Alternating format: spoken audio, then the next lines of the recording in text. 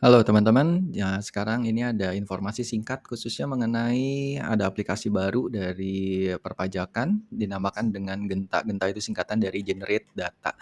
Nah, kalau kita ngelihat dari Generate Data, apa saja yang bisa di-generate dan apa tujuannya, maka kita bisa membaca dari berita dari DDTC ini dikatakan seperti ini. Aplikasi ini adalah fungsi untuk memperoleh data faktur pajak dan bukti pemotongan 2126 secara elektronik. Tapi sebenarnya bukan cuma itu saja. Nah, kalau teman-teman lihat, maka secara otomatis kalau kita bisa akses, maka secara otomatis ini kita bisa dapatkan semua, mulai dari faktur pajak keluaran retur, faktur pajak masukan retur, faktur pajak keluaran, faktur pajak masukan, bukti potong 21, 26, bukti potong bulanan, bukti potong formulir 1721, A1, A2. Nah, intinya adalah permohonan ulang atas data yang sama dapat dilakukan H+1 setelah data terakhir tersedia. Nah, mengingat Genta diakses melalui DJP online, wajib pajak yang dapat melakukan akses ialah wajib pajak yang telah memiliki e-Fin dan terdaftar sebagai pengguna DJP online.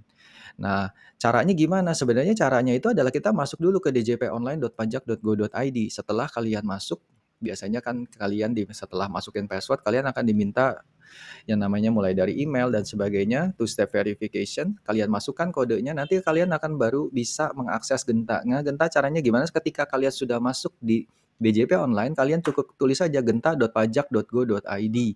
Nah, setelah itu otomatis kalian akan terbuka halaman baru seperti ini ya. Nanti akan ada NPWP, NITKU, nama wajib pajaknya. Nah, disinilah kita bisa mencari dokumen-dokumen yang terkait. Misalnya contoh faktur pajak keluaran seperti yang tadi sudah dikatakan. Tujuannya adalah supaya kita bisa mendapatkan secara otomatis tanpa kita minta ke perusahaannya yang kita terkait ataupun kita sebagai pegawai, kita bisa langsung download di sini semua.